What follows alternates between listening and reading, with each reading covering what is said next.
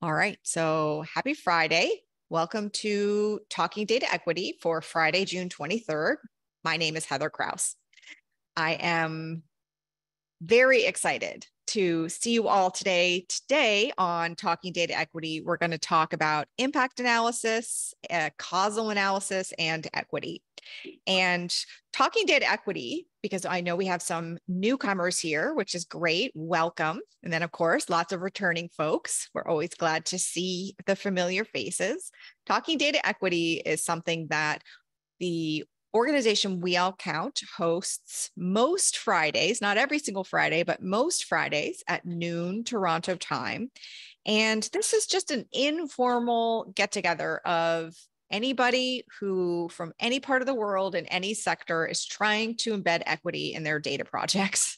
And it's an opportunity for us to get together and talk about specific strategies, specific tools, specific techniques, share our successes, share our challenges.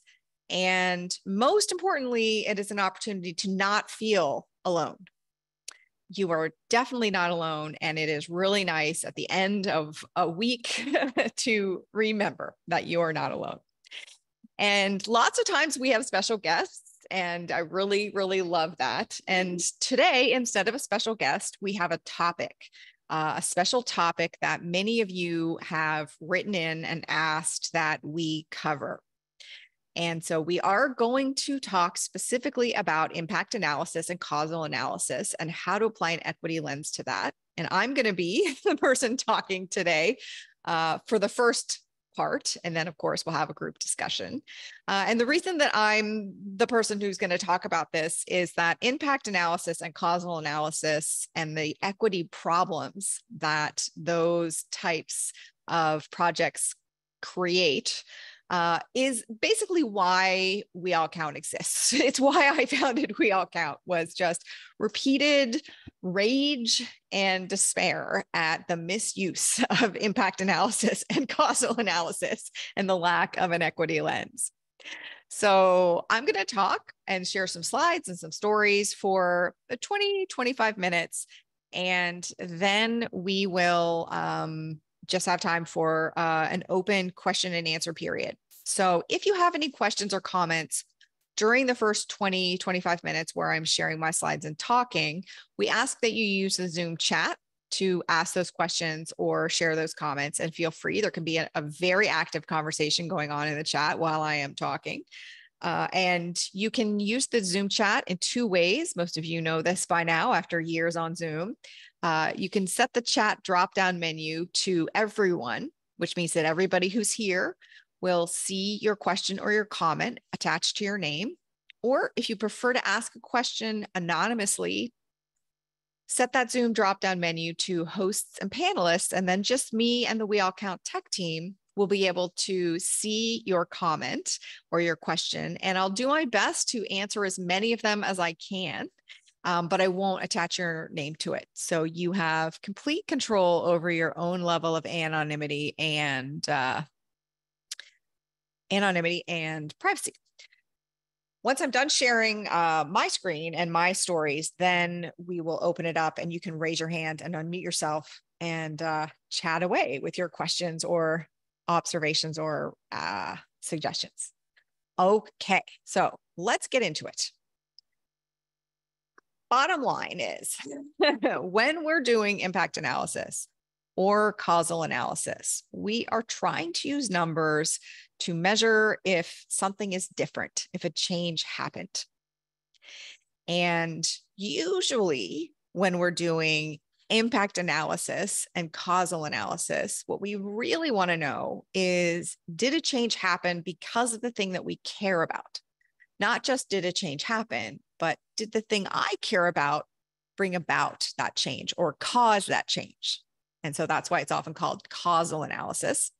In some sectors, it's called impact analysis because people want to know, did the money they spend or did the program they do or the work that they invested, did it impact the thing that they wanted to impact? Usually in more technical sectors, it's called causal analysis. But most of the time, impact analysis and causal analysis are used interchangeably. Not all the time, but most of the time. And there's a very big difference between the question, did a change happen? And did a change happen because of the thing we care about? They are really different questions. The first question is descriptive. And the second question attributes a why or a how to that change. And so it's a causal question.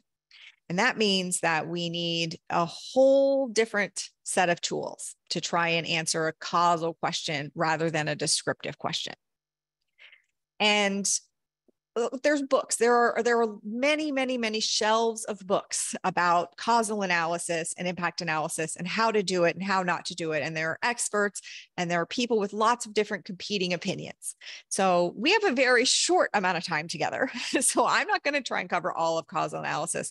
I'm going to try and focus just on the bits that have to do most directly with equity, just as a starting point. And I also know that some of you here are beginners and some of you here are very technically advanced. So we want to make sure that we have something for everyone here. So if there's part of this that you don't understand, don't worry about it. You don't have to. There's still lots of good stuff you can do. And if part of this seems too simple for you, I highly encourage you to challenge yourself. Okay, so we're going to cover really briefly two myths around causal analysis. The first myth is that randomized controlled trials, or RCTs, which is a technique we're going to talk about briefly, are the only way that we can rigorously answer this question, did a change happen because of the thing we care about? That is a myth. That is not true. Second myth we're going to cover very briefly is that p-values, or statistical significance, are the only way to know if the change that we are looking at is caused by chance. Also not true. And then after we briefly look at those myths, we're going to look at what are some things we can do if we want to embed equity in our causal analysis or our impact measurement. First suggestion is get very clear about the causal question that you care about. And we're going to look at some examples. Suggestion 2 is, now that you're clear about the question, answer that question from the perspective you want to prioritize. And that is always the heart of data equity. Nothing we are doing in a data project is value neutral. And so we need to make these choices in a way that prioritizes the perspective that we're trying to center.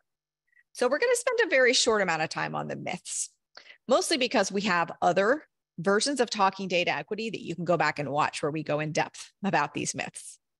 Myth number 1 is, if you don't use this technique called a randomized controlled trial, or an RCT, you will never rigorously, reliably, or accurately be able to answer the question, did this work? Or did the change happen because of the thing we care about? And that's a very unfortunate myth, because it keeps a lot of very useful initiatives and innovations from helping and changing the world for people who can. So randomized control trials, or RCTs, are a very specific methodology of how to design a project. And they are a very good way to design a project. They are extremely useful methods for answering important questions. RCTs have made a huge difference and an improvement in many lives. However, it's important to remember that RCTs are also really bad at some things.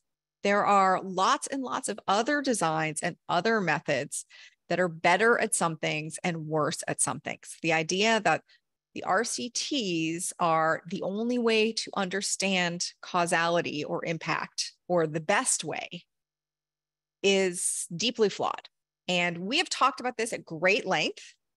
There are links in the forum, the We All Count Data Equity forum, that you can go to and read in depth and watch in-depth videos about what RCTs are good at and bad at. But basically, RCTs are great at answering this question. What is the unbiased estimate of the average treatment effect of an intervention?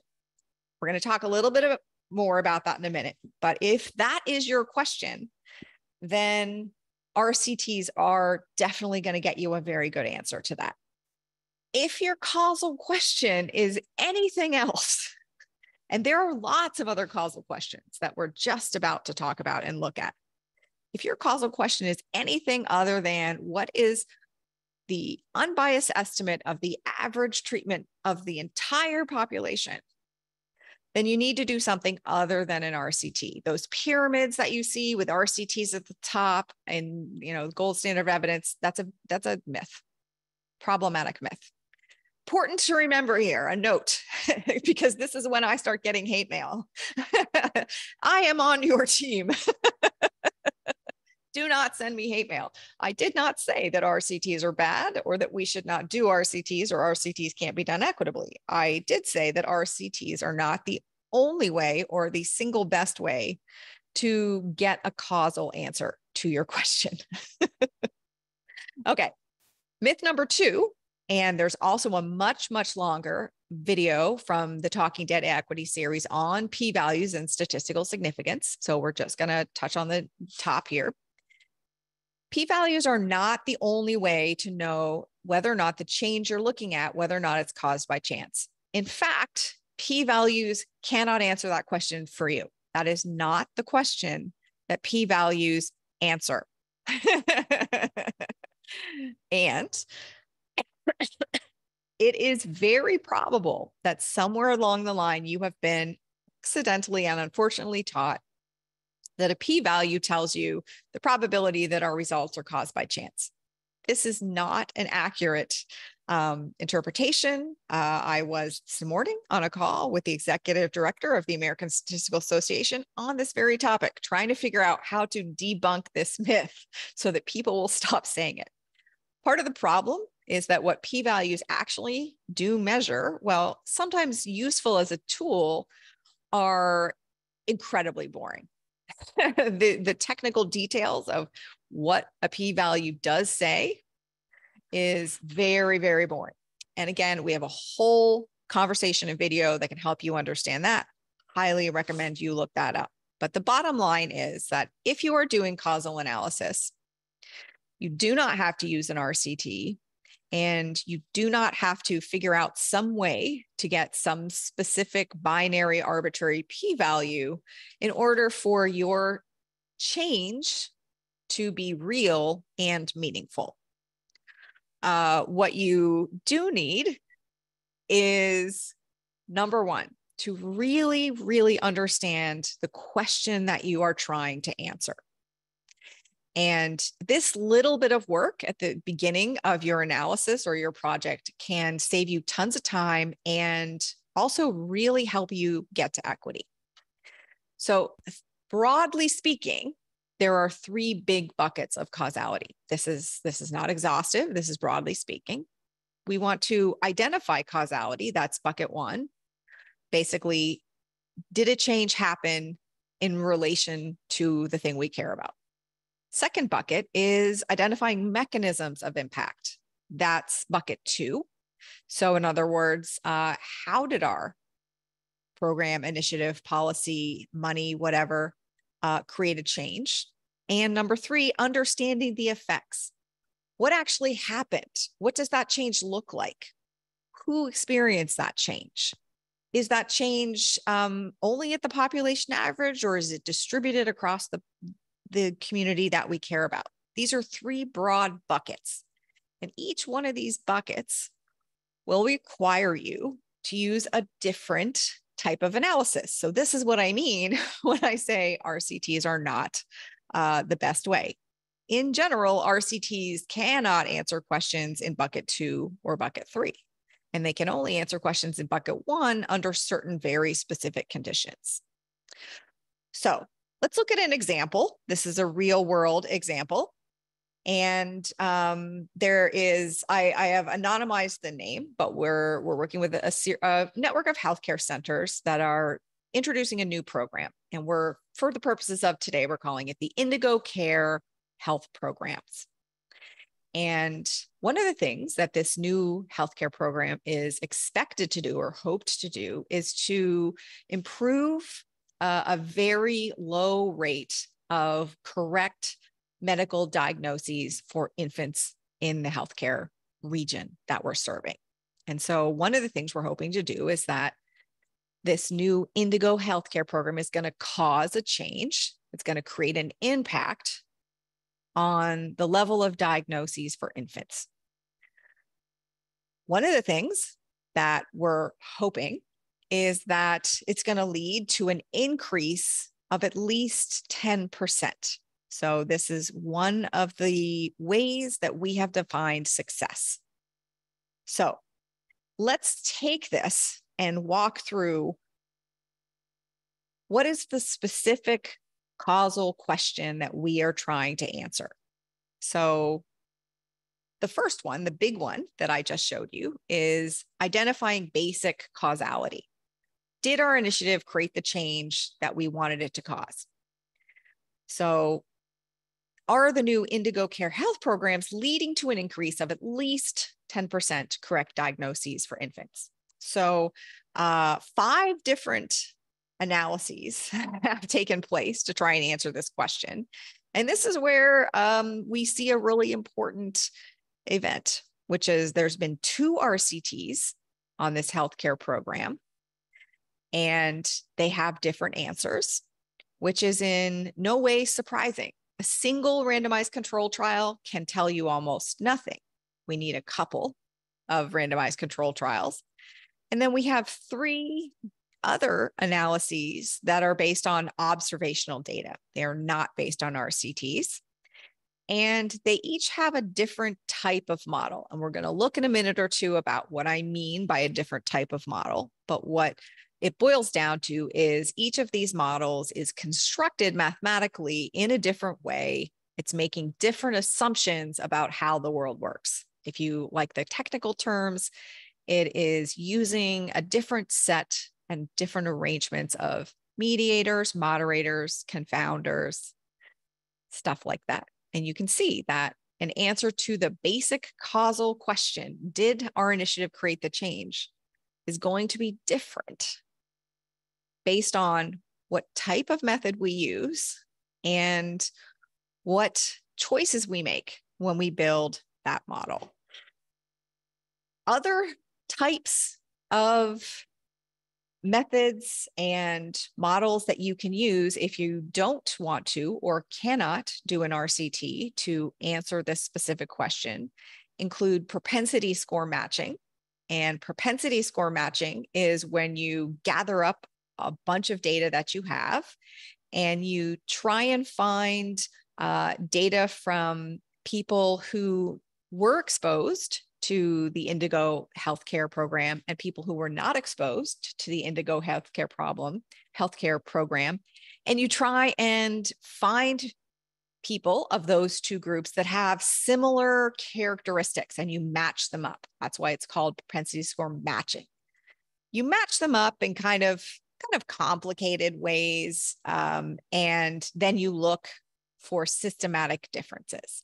So that's one method you can use if you're trying to answer the question, did the thing I care about cause a change? Propensity score matching is good for that.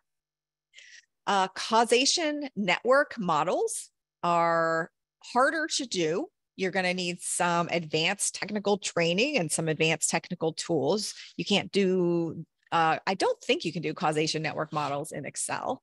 But maybe you can. Somebody can let me know in the chat.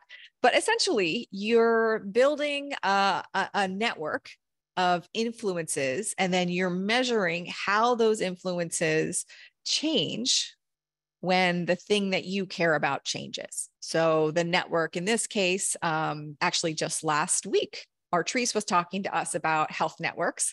So they could build a model of all the things that they think are formative in that healthcare network.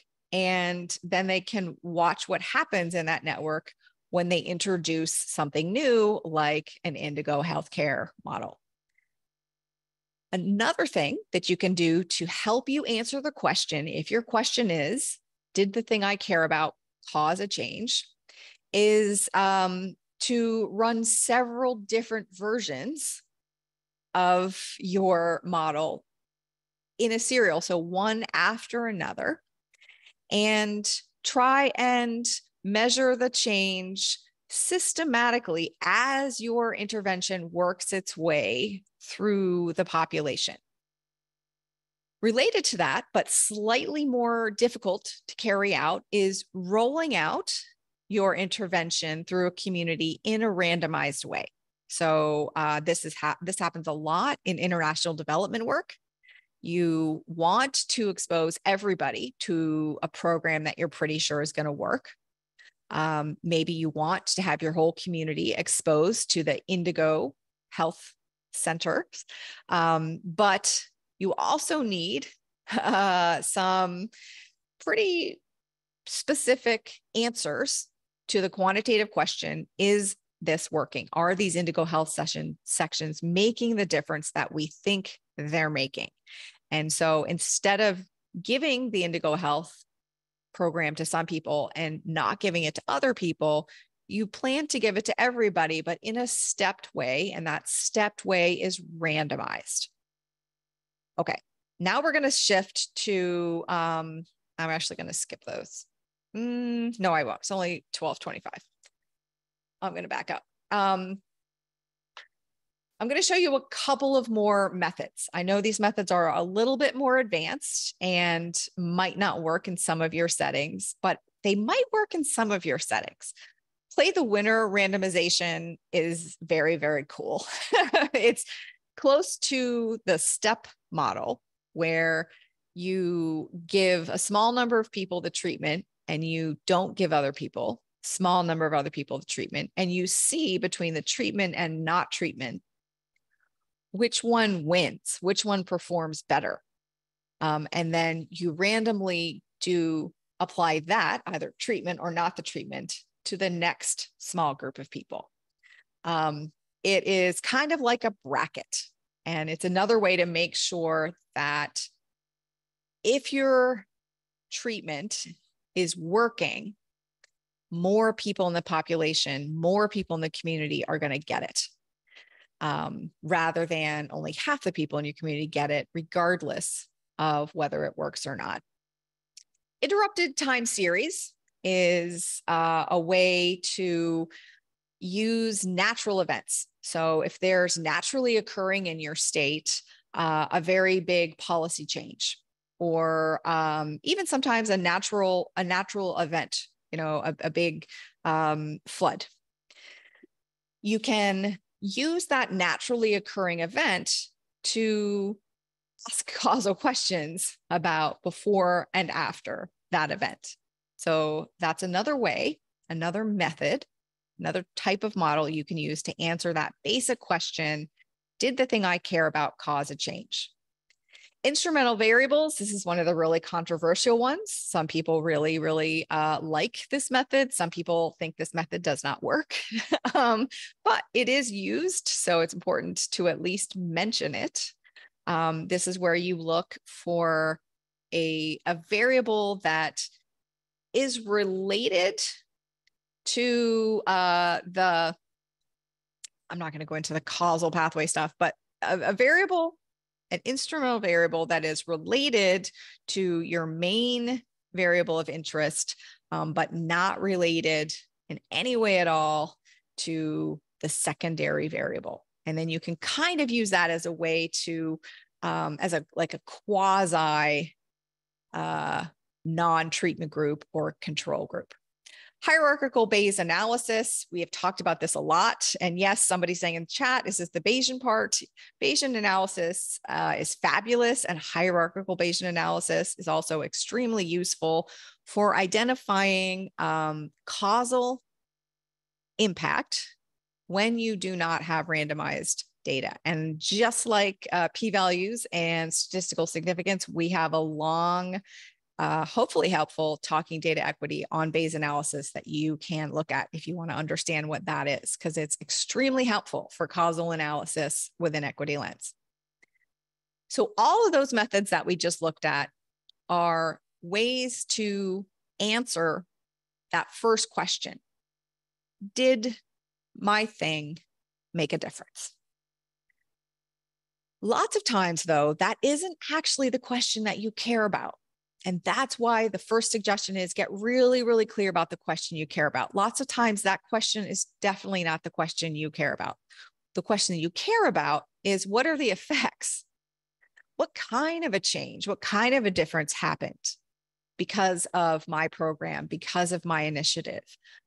These questions are things like, who does this change happen for? Who doesn't this change happen for? Those are very important questions. Will this change happen here in my community? Or will this change happen for me? Or will this change happen for my kid?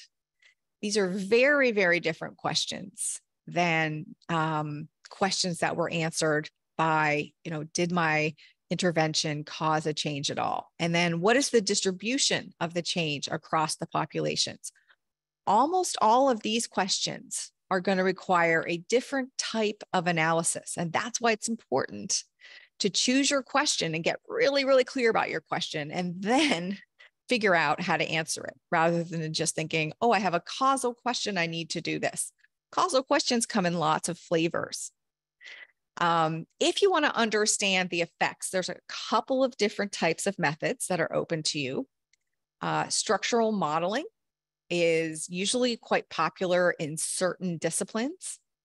And I don't know if our friend Danique is here, but a lot of corporate marketing and HR folks use structural modeling, where you very specifically cluster how you think the variance structure is related to like the big elements of the changes you're trying to understand. General equilibrium modeling is what it is called if you are usually in the policy sector or the international development sector. So this helps you understand what effects are likely to happen in a very complicated situation where what I'm thinking of changing is a policy.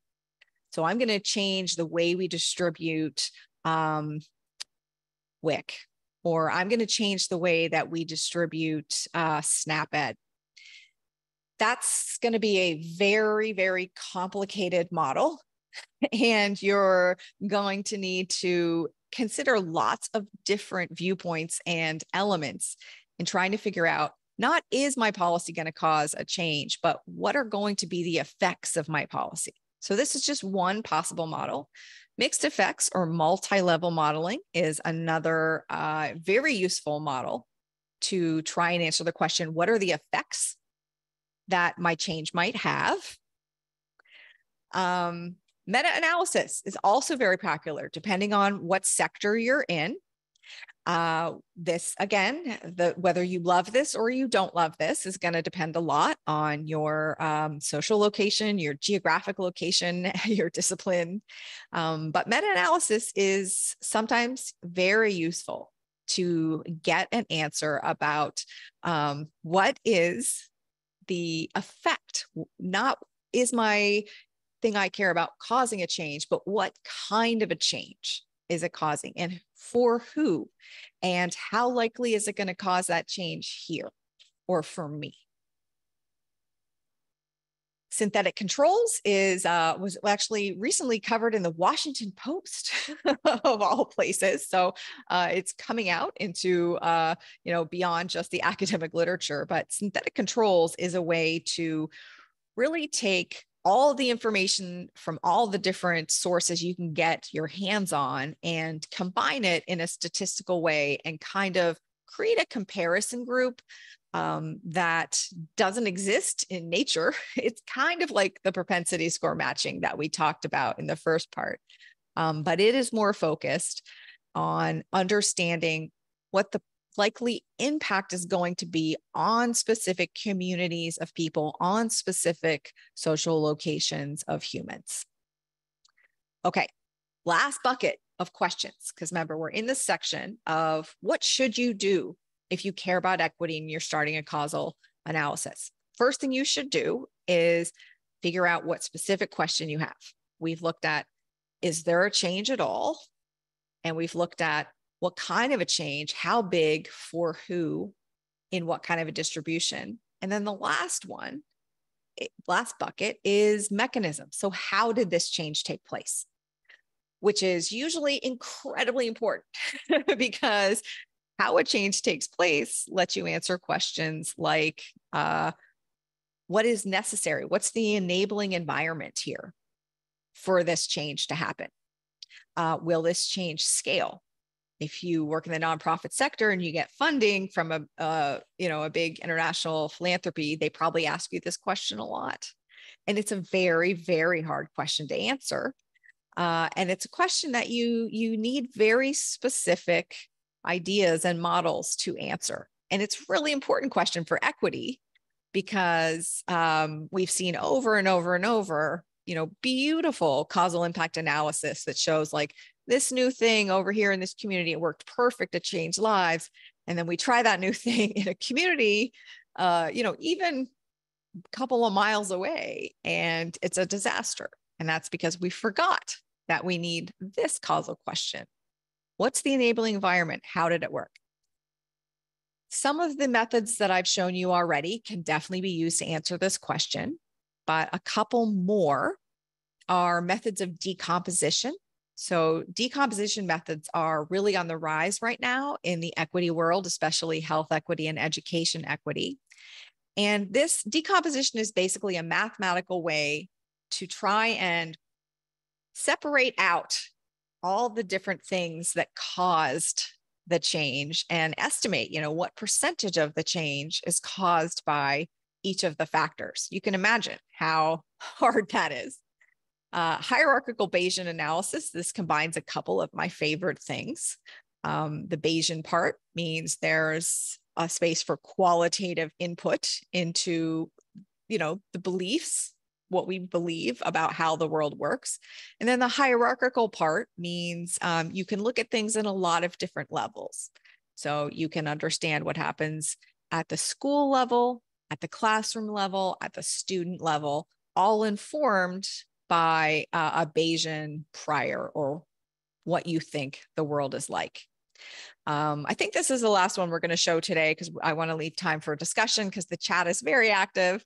The general equilibrium model is also very commonly used in international development and big governments and things like that because it allows you to see mechanisms of change in big complex systems in a way that makes explicit some of the assumptions that you have about the way the world works. Longitudinal analysis actually means you're studying people over time. This is a fantastic method for almost any of the buckets of causal questions, but it's very, very useful in a unique way for understanding the mechanisms, like how your program or your initiative or your policy is actually doing what it's doing, because you get to see the same person change over time. It's a very, very valuable data set that follows the same person over time.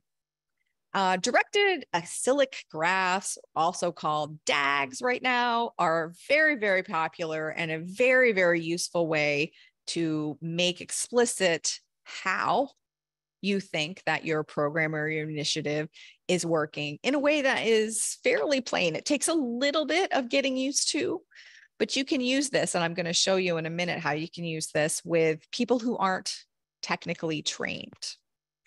Okay, so we have covered the first suggestion, which is get really, really clear about your question. And then find a method or find a model or find a way to answer the question that you care about, which does not have to be like the big, is there a difference at all? Suggestion 2 is really, really important in terms of data equity. Suggestion 2 is about answering that question from the perspective you want to prioritize. So remember, we're trying to answer the question, did this change happen because of the thing we care about? And what we've seen in all of the methods and in lots of the chat is the difference between the descriptive question, did the change happen, and the causal question, did it happen because of the thing we care about, essentially is how you're accounting for all the other things that happen. So, did a change happen? Might be a question like, did people in our county become less food insecure this year? Did a change happen because of the thing we care about is, did our food bank network reduce food insecurity in the county last year? See the difference between those two questions? In order to answer that second question, did our food bank network reduce food insecurity? We need to account for, sometimes called control for, all the other things that might have been causing changes in food insecurity, right? The change in food insecurity is going to be influenced by our food bank network, but also by people moving in and out of our county. COVID, different ways that the government has decided to give out food, different amounts of funding coming into other social services. All kinds of other things are going to change food insecurity, not just our food bank. And we need to account for or control for all of those things if we want to be able to say, this is how much our food bank reduced food insecurity. And as soon as we start controlling for things, we have introduced immediately a huge amount of subjectivity. So this is what we mean when we say, once you've figured out what your question is, answer your question in a way that prioritizes the lived experiences of the people you're trying to center. So when you decide what to control for and how to control for it, you do so thinking through which one of these control variables and whether we're going to include them in different mathematical ways in our model actually centers the lived experience of the people that we are trying to make evidence for, because it's going to make a mathematical difference. In the food bank example, which we're working with right now, if we control for race at the county level, the answer is no, our food bank did not reduce food insecurity. If we control for race at a household level, the answer is no, our food bank did not reduce food insecurity. If we control for both the race of a household within the racial composition of a county, then yes, we do have evidence that our specific food bank did in fact reduce food insecurity in our county. So this is just a very quick example. Again, we could spend days on this about what you choose to include as a control variable and how you choose to include it is an equity issue. It depends entirely on how you think the world works. A p-value cannot tell you whether or not you should include a variable, only a conceptual model. Okay, I'm going to pause now. Great. We have 20 minutes left for questions. So I'm going to stop sharing my screen. And I do know that we have covered a huge amount of ground. And of course, we have just touched the surface. There are months of issues around equity and causal analysis and how to do it and how not to do it. Okay, so I'm going to pause and we will work our way through the many questions in the chat. But before I do that, I want to see, are there folks in the room that want to raise their hands and come off mute and ask a question?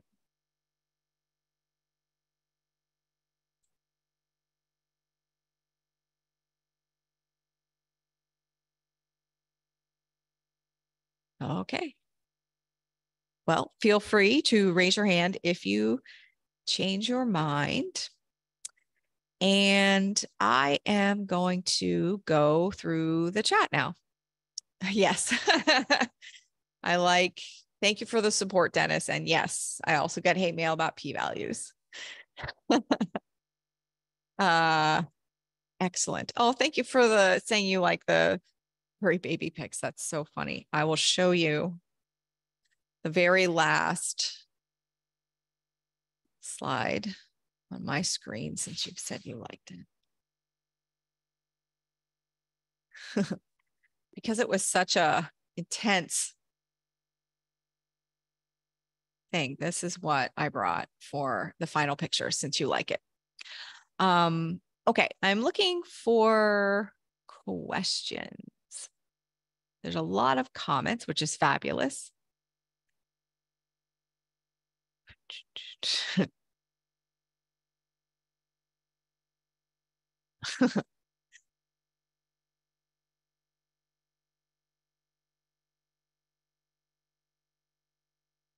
Okay, here's a question. It's an important question.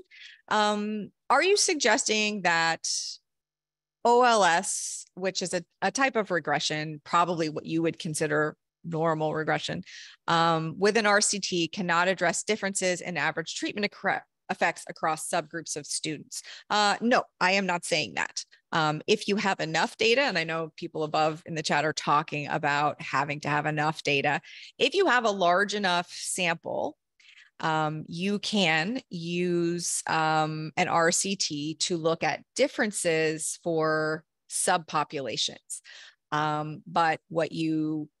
So that, yes, you can do that with RCTs, but that doesn't mean that you can understand the distribution of the change, either at the population level or at those subpopulation levels. Yeah.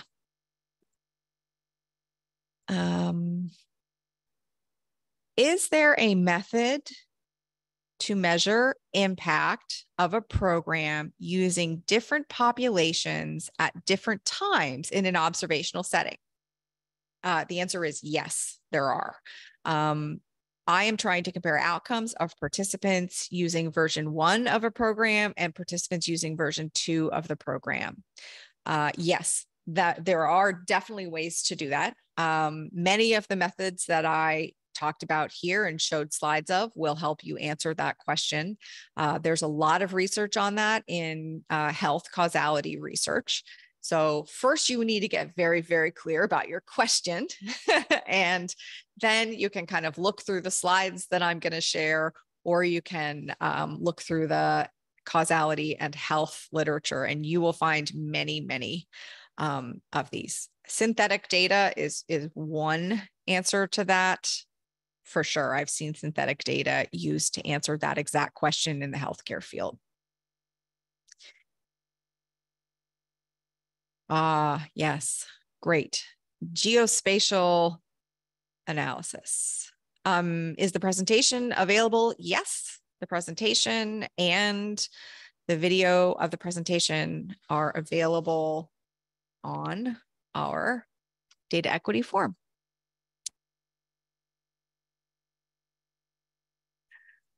Oh, great. Equity and causal research for me is mostly about looking at whether an intervention exacerbates inequality by looking at whether it widens gaps. For me, that's usually an RCT or other comparison group design.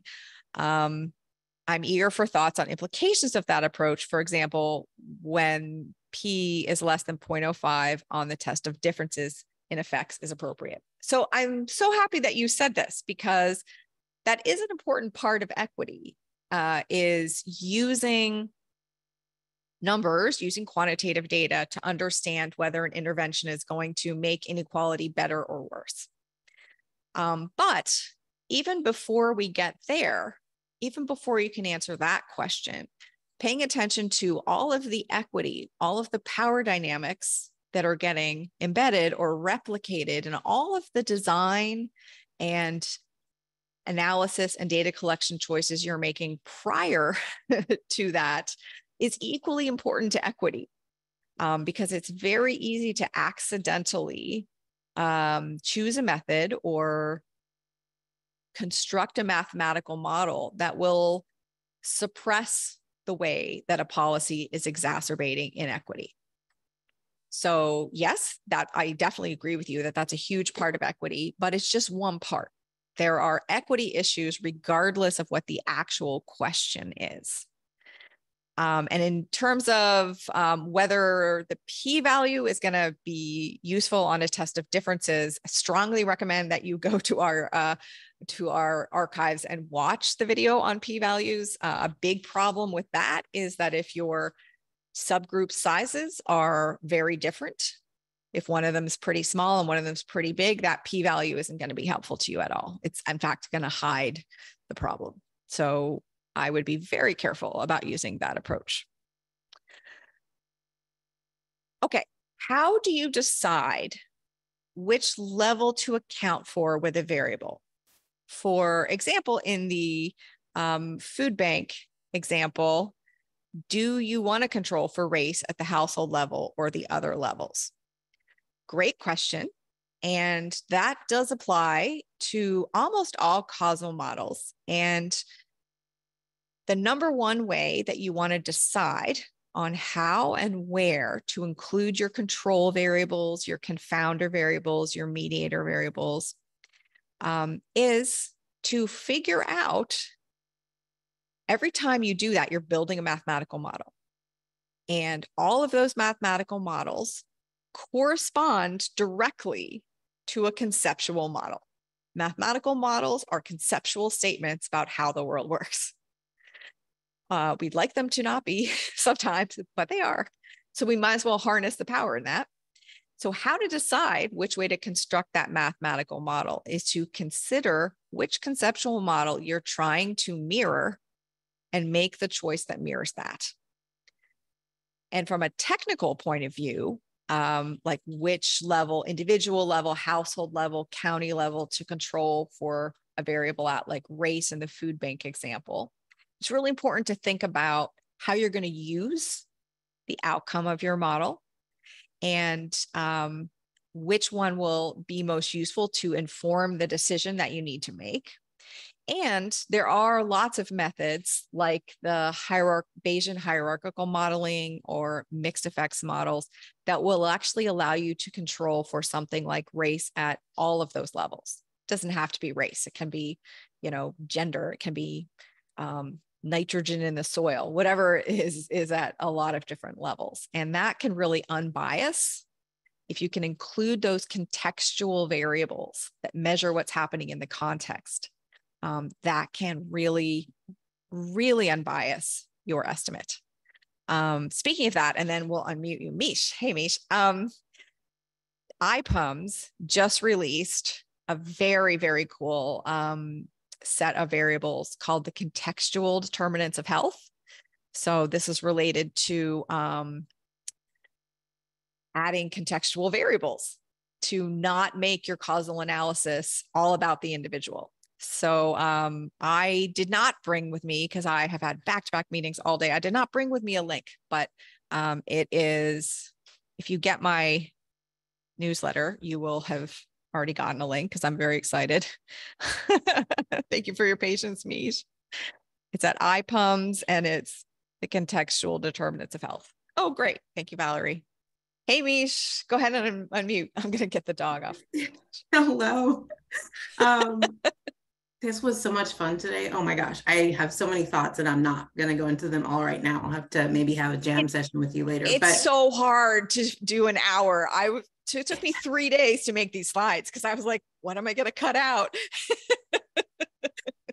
I want to loop back, especially when we're trying to do data equity or trying to do equity work when we have any populations that are racialized, not as white. And so there's a really good article I just sent to a friend of mine, and they were looking at subjective memory decline and if it predicted incident of cognitive impairment among populations. And they found that it only did for those racialized as white, but not as Black or Hispanic older adults. And it's very recent, it's in the Gerontologist. And what they found was that it was actually the tool itself. And I think that's something we don't talk enough about is, so the SDM, the tool used to measure cognitive impairment itself didn't work on populations. And so it made the p-values, even though they had them when they went back and looked, it kind of nullified the importance of the p-values. And so I know you didn't have a lot of time to go into the Bayesian, and I understand when we're using Bayes that we have to think about the distribution of the priors. But there are ways, there are really good ways that we can work around that. Whereas with straight p-values in particular, I think it's critical for folks to understand how we got p-values in the first place, which was from eugenics on Jews by the Nazis, and how the tools that we use to measure a lot of the things we work on in health and social services are not equipped to work as efficiently on populations that are racialized as non-white. And so I liked your pictures, but I just kind of wanted to, because I know there was a question that was asking about it, asking about the p-values, but if we're doing the research, just thinking about the tool that we are using in our research as much as we're thinking about the math. But still, it was really great. It was so much fun. Thank you. And that really reminds me that this is probably a great community to ask, because the point you raise is exactly correct. Like when you're doing causal research, it can be very easy because there's so much there's so much ritual around causal research that it can be very easy to forget that at the very best, even if you're doing everything right, at the very best, you are testing this kind of shadow of reality, and you aren't, no matter what you do with these numbers, you are never going to prove this is exactly how the world works. And that the tool that you're using to measure whatever it is you're measuring is basically like, it's a shadow puppet. You're using a shadow. Data collection is turning light into shadows to use for analysis, and you're using a shadow puppet. And so many times in policy right now, people are required to use tools that have been validated in specific ways. And very few of the really popular big tools have been validated on non-white populations or non-male populations, even in the medical world, just white men. And like still to this day, like this is not from the 20s, this is like today. And I am looking for something. If you know of anything like this that exists, anybody who's here, I am looking for, there's so many places that rank tools, different psychology tools, different psychometrics, education. If you have heard of anywhere that does that annotates or makes notes of whether or not it has been tested on populations that aren't white, I would love to see that. I think there's one out there, but I cannot find it.